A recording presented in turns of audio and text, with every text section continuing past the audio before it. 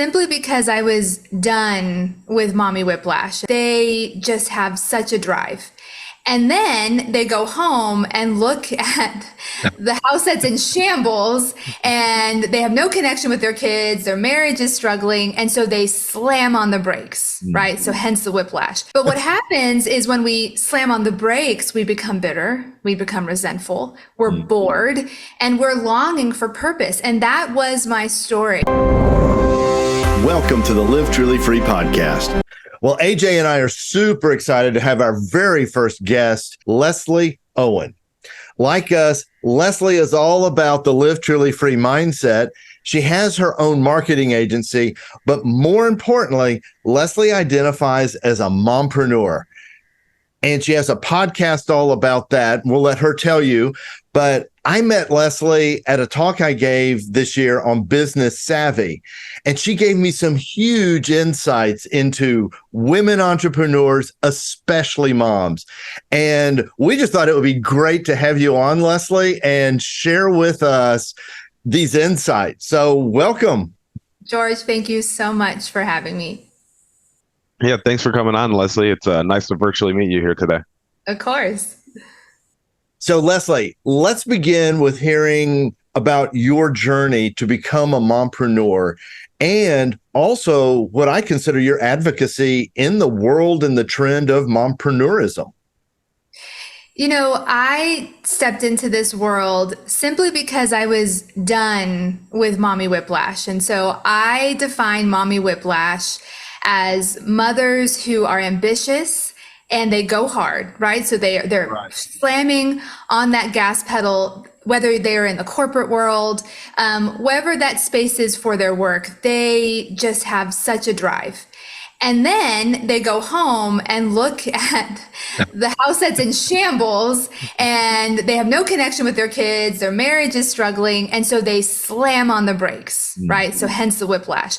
I'm slamming on the brakes. Now I'm Laura Ingle from Little House on the Prairie. I'm going to learn how to sew and knit and cook and clean. And this is my domain. And this is what I was supposed to be doing. And make your own bread, right? Make my own bread and the house, that's going to solve all the problems. But what happens is when we slam on the brakes, we become bitter, we become resentful, we're bored, and we're longing for purpose. And that was my story. It was just this back and forth of hitting the gas and then slamming the brakes and really just believing this narrative that I could not have both. I could not have a thriving career and be the best mom ever. And I simply became fed up.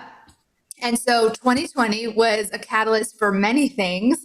And for me, 2020 kind of just pushed me out and made me choose, hey, there's no way that you can keep up with all the demands of work, be in the middle of a pandemic, homeschool your 4 children, and try to be strategic in all areas. And so it forced me to make this decision. And I chose to get out of the corporate world and finally making this decision to go out on my own and to start the business that I had always had on the side, but let's do this for real and create a framework in a way to be able to do both without burning out. And so that's where I am today. It's been 2 years of full-time entrepreneurship where, yes, I run my own marketing agency and I also coach other mompreneurs in that startup phase and helping them believe that they can do both as well. So let's get some details. You said 4 kids. So in 2023, what are their ages? In 2023, I have a 13-year-old son. Okay. I have an almost 12-year-old daughter. I have a 9-year-old son, and then I have a 5-year-old little girl. Wow. Okay. And are you still homeschooling them? Oh, goodness, George, no. As soon as they could go back to school, you better believe we were like, all right, off you go. I was not meant to be a homeschool mom. My children knew I was not meant to be a homeschool mom, so they are all back in their schools very soon. We're in the summer right now. So right. Okay, so what I want to know is like, what's a typical week? And you may have to give like the summer version versus the when they're in school version. But if you could give some insights, just real quick. Yeah. Well, in both cases, whether it's in school or out of school, we have a lot of support. I am going to be the first. I am not trying to be out here and showing off as super mom. I don't believe in that. The only reason I am able to function at the level that I can, both in life and in work, is because I have support systems. So, what does it look like to be living in the Owen home? We have a house manager, and so she comes and helps with things like groceries, keeping the house in order, pickups, drop offs. We have a house cleaner that comes every 2 weeks.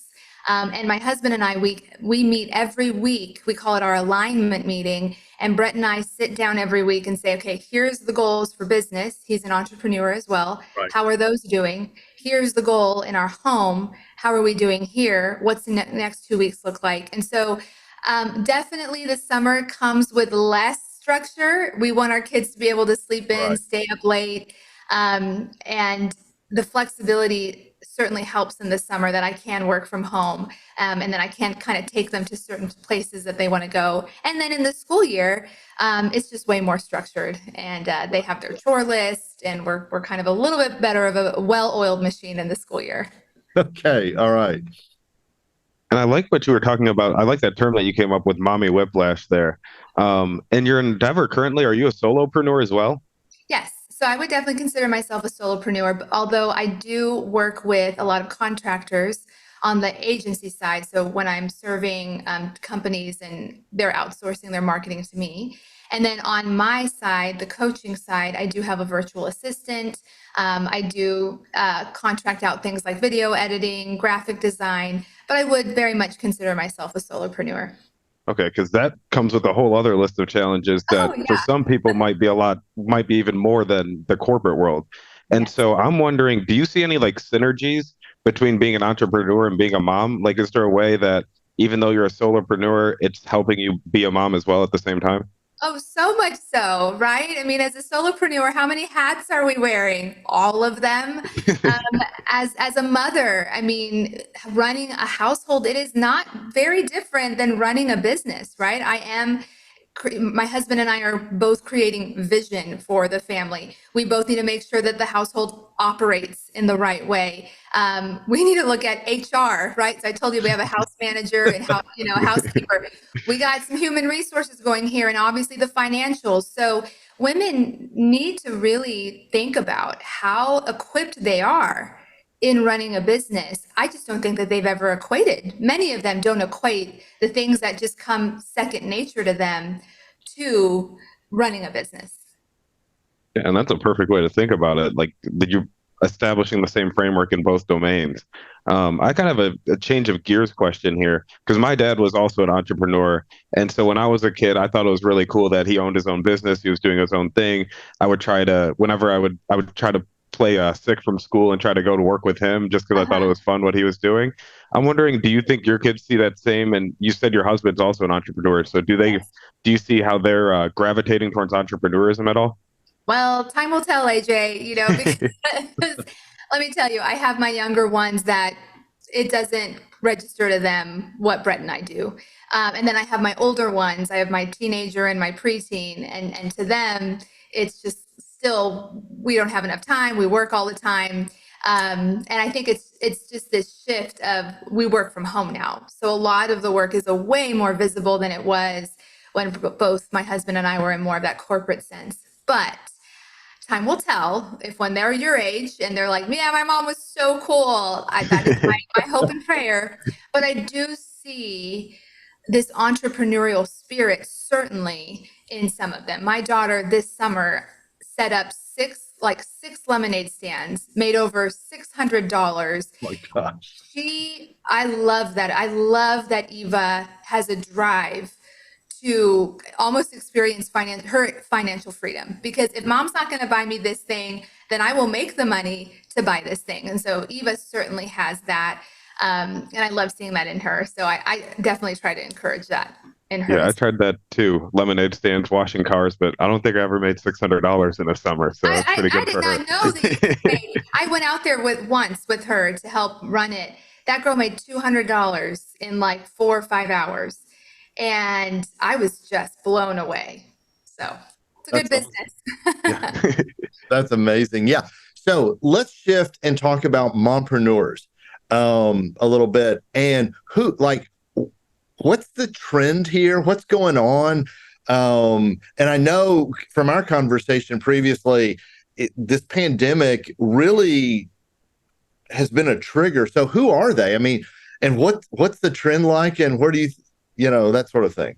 Yeah, the pandemic certainly led, and I'm sure many of you and your audience are familiar with the Great Resignation. And for women, Right. upwards of 2, 3 million women exited the workforce because it was just unsustainable.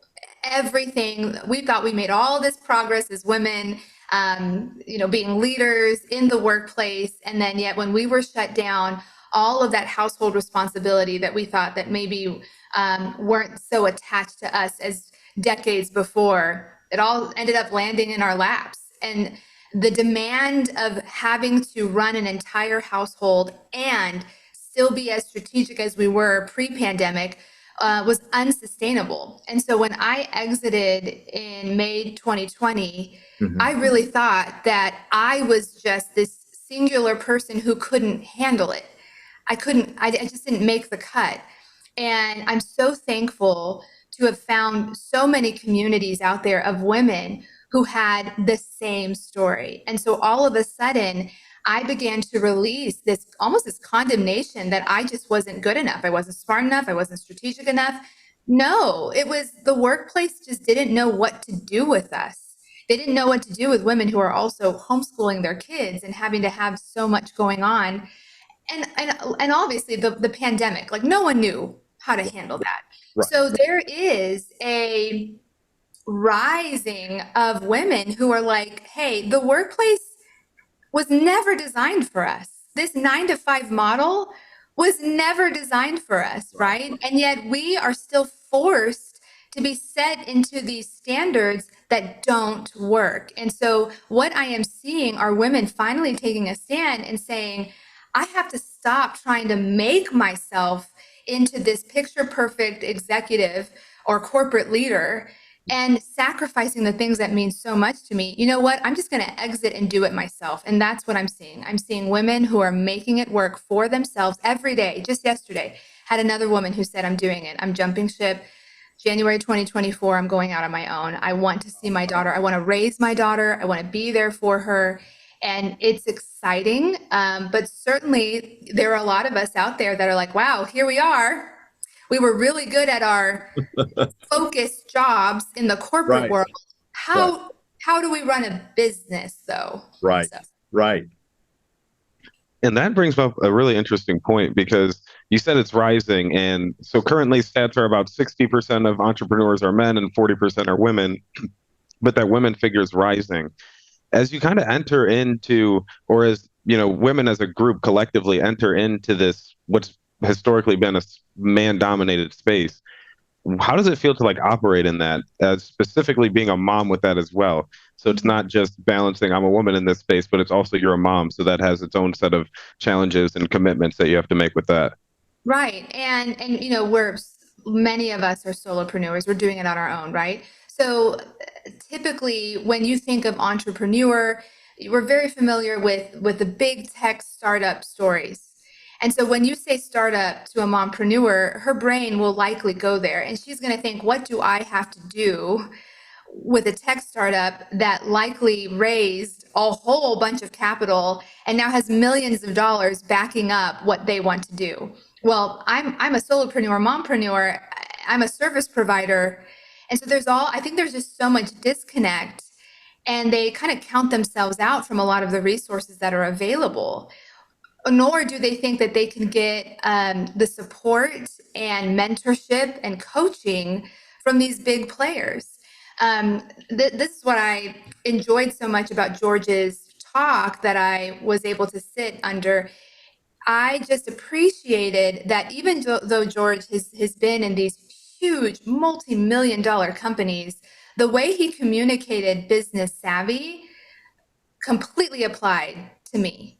And I was just so used to having to take big old business lessons. I don't have an MBA and I'm over here trying to interpret and make it make sense to me. And I think that's where a lot of the women are. They're out here trying to make it make sense to them. They feel like they need to be the experts. They need to be like the next tech startup. And I love that what Live Truly Free is doing is allowing any person to live truly free through the things that George is talking about and the podcast talks about. So I think that's what it's empowering. We're feeling empowered and excited, but we are also equally feeling intimidated and overwhelmed. Yeah. Let me pick up on that because I'm curious. So because I'm sitting here listening to you, I'm just going like, it's just questions like, what are the obstacles you're facing as a mompreneur? Because I'm just thinking, I could hear anything from, just trying to get the dishes all in the dishwasher before the weekend or something. It's an obstacle to business obstacles and all that sort of thing. But as a mompreneur, what are those challenges, those obstacles? Typical. Yeah. So the very unique place, it's this convergence of, you just said it. I am trying to build a business, but I am also needed at home. So, these men that you're talking about, the 60% of men who are business owners, statistically speaking, they don't have the majority of the household share on their shoulders. Right. Many of the most successful CEOs in our country typically have a wife or someone at home that's handling all of that. In order for a woman to have that same level of success, she will have to have outsourced 10 plus responsibilities for someone else to do. So right there is this uphill climb that when I may have a one-on-one with a CEO of a very successful business, but if he's a man, there's already a disconnect because he may tell me, well, I just don't understand. Go do this, go try and do that. And I'm over here like, well, okay. But he's not understanding all of this other stuff that I have at home. So I think that's the very nuanced uniqueness about us that needs to be talked about and needs to be supported. And we need to be given permission. So I spend most of my time coaching mompreneurs, giving them permission to outsource stuff. Yeah. You don't like the fact that I have a house manager. That may be something that's very familiar on the West Coast, LA, maybe in New York, but I'm in San Antonio, Texas. You have a house manager that you pay. What are you even talking about? Yeah. We have to normalize that for women in order for us to actually thrive in our businesses and still be the moms that we want to be. And so that's the biggest tension. I think some other tensions that, George and I have talked about is this unneeded pressure that I think we put on ourselves to be the experts in everything before we ask questions, before we launch out in doing something. And, I really feel, George, your encouragement of, be business savvy, like just be the leader of your business. I think we need to learn how to do that. Yep. We're very used to just doing everything. For us to have a hands-off approach and still feel like we can lead it, that's different for us. That is super insightful. With like, you start off like if it the man versus woman positioning, you're behind the eight ball. I just had a conversation the other day with a YouTube creator friend of mine. She's an attorney, and we were both commenting on a podcast we had both listened to, and she was furious at this guy because she goes, I guarantee you, he doesn't do anything to run the household. And that's how he's able to do all these magical things he's able to do. Yeah. And you have just done a brilliant job in highlighting that. I think that's really, really, really insightful. Yeah. And, I'm doing things that, like, I take, 2-day content retreats solo by myself. I try to do that quarterly. That's just not heard of. Right. Women with the children my age, this is what we're told day one when we have kids. All of the stuff that you dream about, all of the things that you want to do, you'll be able to do the moment your children leave for college and they're out of your house. Right now, it's all about the kids and raising them. And there is so much truth to that. Right. But I separate motherhood from household responsibilities. Right. For me to be, I'm not a good mom because I do laundry. I'm not a good mom because I can wash dishes and cook and clean. I'm a really great mom because I'm passing down values, tradition, love, comfort to my kids in a way that no other woman in this planet can do. Yeah. But if I continue to attach motherhood with household responsibilities, then I limit myself in the way that I can grow, the way I can run a business, because I can't do all of it. And so when I go and do these things solo, because I have someone at home, in my partner, in my spouse, in my household manager, these are just things that women don't believe that they could ever do. And it truly limits our ability to scale a business in the way that we want to. I really like how you separate out those two concepts of household tasks and motherhood. Like doing the dishes, doing laundry, those are just tasks. That doesn't have anything to do with like what you do as a person. Like who cooks and cleans, it doesn't, that's just a task that has to be done around the house. So, it doesn't look gross. That's not how are my kids being raised? What are they learning? What are their relationships like? And just being able to talk that through. It sounds like your husband being an entrepreneur as well in your alignment meetings, being able to talk that through with him is like, these are the tasks that this household needs to get done. That's not a mother or a father thing. These are just tasks that have to be done as a household. Yes. Who's going to get them done? And kind of just like separating that from your self-worth of those tasks. Exactly. And he jumps in and helps. And I mean, George, you could speak to this. You have adult children now, but I am banking on the fact that my kids want me to spend quality time with them. I could have a house that looks exceptional that I did, and yet I think I'll have kids that will just, throw their hands up and say, all you did was care about the house and cooking and all the cleaning stuff. Right. I want experiences with my children. I want to go I took my boys to an overnight stay at a resort, and we swam all day. We got room service. I want to make memories like that with them versus no, mom just ran around and she was always exhausted. She was burnt out. She was mean because she was just so overwhelmed by everything that was on her shoulders. And so I'm really banking on the fact that I'm going all in on quality time, and allowing these other things to just not be so important. Yeah, I completely agree. And that was actually when my boys were like the ages of your kids and on into the teenage years. It was like in my case, as a man, it was a little different view. I didn't want, well, he went to work every day, kind of a moniker. I wanted to be there for them. And that was Live Truly Free for me. Yeah. And so I wanted to engineer my business, and I took pay cuts because it was worth it. I'm not going to they're only going to be 15 years old 1 year, and then they move on, to the next year and the next year, and then they move on. That's so true. Let's go to the whole mompreneur trend. Where do you think it's headed? Is there a movement here? I mean, is there a movement? Is this catching on? What's going on? I certainly think there's a movement. I mean, like I said, the woman that I talked to yesterday, she is, she's still in her late 20s.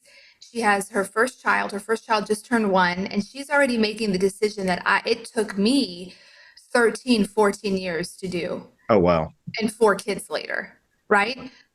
You think about this next generation, like Gen Z, so many of them already are like, if this work-life balance doesn't work in this corporate setting, I'm not sticking around. I just don't see many women who want to pursue both a family and a thriving career. I just don't see how the typical traditional workplace will continue to meet those desires. And so I do believe that women are going to continue to start things on their own. And the workplace is just going to they're going to have to completely shift, but it's going to be really hard to keep talent. Yeah. Yeah. And as women are leaving the corporate space, are you seeing any industries that are more common for women to go into that they're best suited to succeed, kind of where things most align, or where are people really going there? A lot of women, like I said, are taking what they did in the corporate world and saying, okay, how can I offer this to other people? So I have a lot of women who are in operations. They now want to offer operations support to companies. A lot of women that were in marketing, they want to offer marketing services. There is also a rise in a position that's called an online business manager.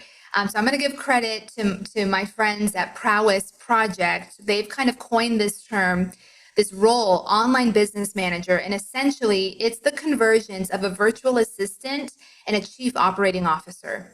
So these women who are kind of a Jill of all trade, right? Because we may have some women who are in the corporate environment and they did a lot of different things. So for me, my background is in production and in marketing.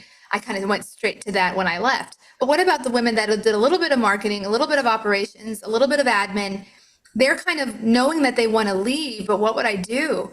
Well, this online business manager, it's a program through Prowess Project that is actually training these women up to say, your Jill of all trades that you feel as a liability is actually the best thing to come alongside other coaches and consultants in building up their practice, because you not only offer the execution, you can offer them the strategy as well and truly be a partner to them. So I'm seeing a big rise in the virtual assistant, online business manager, the strategic area for women to really come alongside in that support role, but still have the freedom to work with whoever they want to, whenever they want to, however they want to. Yeah. And as women are entering this space, what are some things that would really help mompreneurs grow and to succeed? From what you see, like what support is needed there? Confidence is so important. So many women are stepping out and they're excited, but they hit the ground running and they are like, whoa, what did I just do? A lot of fear starts to bubble up. Will I be able to pay my bills? Will I be successful? Will I be able to get any clients?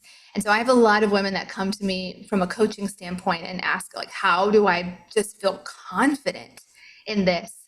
And I have learned in the time of my own journey that I have to stop making every decision making life and death.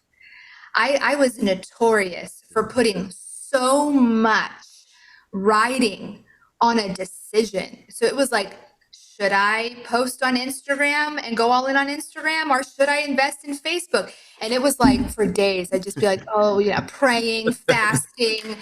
If I don't make the right decision, it's going to derail my life. And I had a business coach look me straight in the face and say, stop it.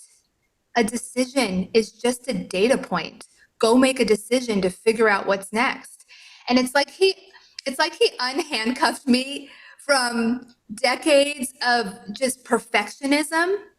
And now I look at every decision as, hey, it's not a bad one, because like whatever I make, I'm going to learn something. Yep. And I have to learn something in order to get out of this paralyzing fear that I'm going to make a mistake. And so that's what I really try to equip women with is every decision that's in front of you, just make one. Clarity comes from engagement. Clarity comes from going out and doing something. And I think if more women kind of embrace that, they would kind of get to their next point faster than just being so afraid to make a mistake. Yeah, that's really good. That's really good. So what are your hopes and dreams for mompreneurs, for the clients you're coaching for? And we didn't even talk about, but you lead a group periodically of 100 plus moms. And so what are your hopes and dreams on all of that? And for you? I want to create freedom. Like I want women to not only have financial freedom, Right. I want women to have time freedom, relationship freedom, and I want them to finally have space in their life. We're talking about moms here. I want them to have space in their life for them to finally reconnect with themselves and discover who they actually are.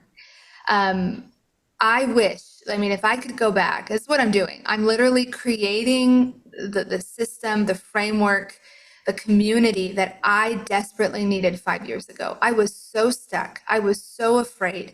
I just believed that the life that I was living of constant anxiety, burnout, never feeling like I was enough, I just thought that that was normal.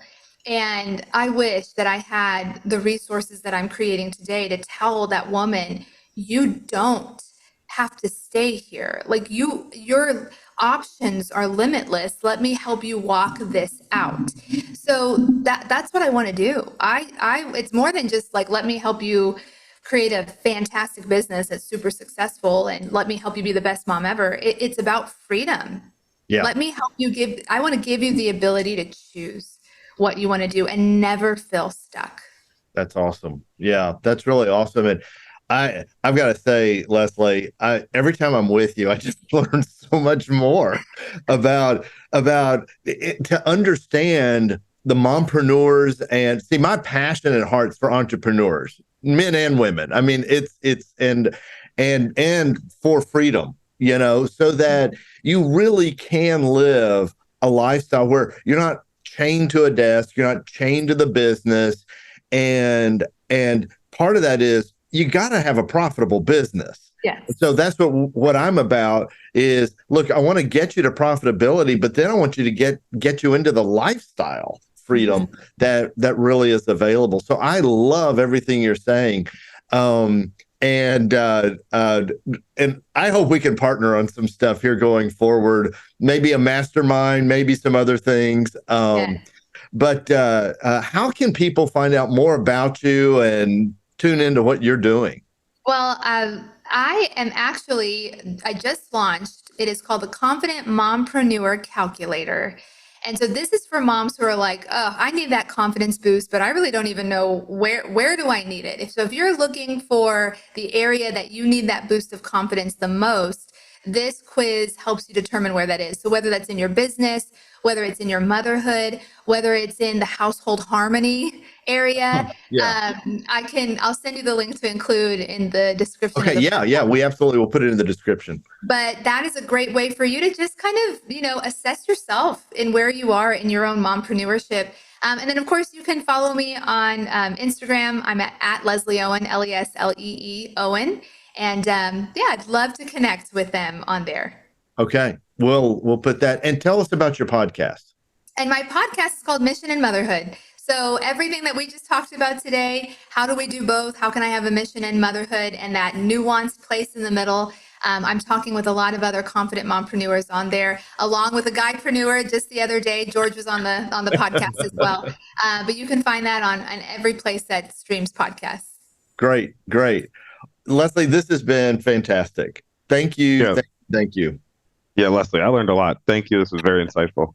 Oh, I'm so glad. Thank you guys for having me on. You're welcome.